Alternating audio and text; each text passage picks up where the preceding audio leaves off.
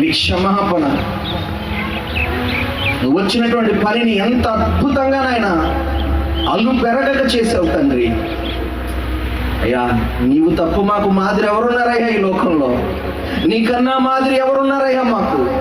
మేము క్రైస్తవులుగా నిన్ను వెంబడించేవారుగా, నిన్ను పోలి నడుచుకునేవారుగా నాయనా, ఆ జీవితాలు మార్చు నాయనా, ఆ జీవితాన్ని మార్చు నాయనా.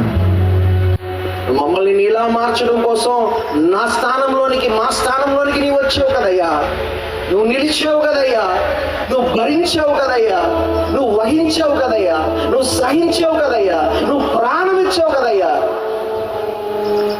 ఈ మధ్యాహ్న కాలపు వేళలో నీ సన్నిధిలో నిలిచి ఉన్న మేమందరం కూడా నాయనా ఒక్కసారి నీ సిలువ వైపు చూస్తున్నావయ్యా, నీ సిలువ ప్రేమని తలపోసుకుంటున్నావయ్యా.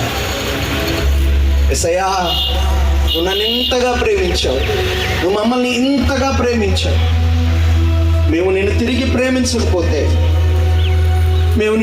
ప్రేమించకపోతే మా బ్రతుకులకు అర్థం లేదయ్యా, మా జీవితాలు వ్యర్థమైపోతాయ్యా.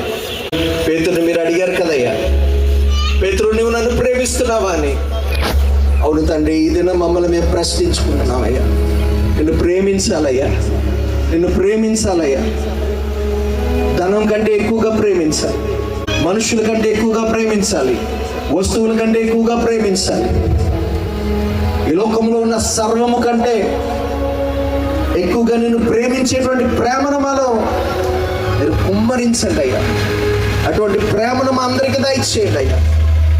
నిన్ను ప్రేమిస్తే మా చుట్టూ ఉన్న వారిని మేము ప్రేమించగలం. ఈ దేశానికి, సమాజానికి మేము ఒక గొప్ప ఆశీర్వాదకరమైనటువంటి పాత్రలుగా ఉండగలమే.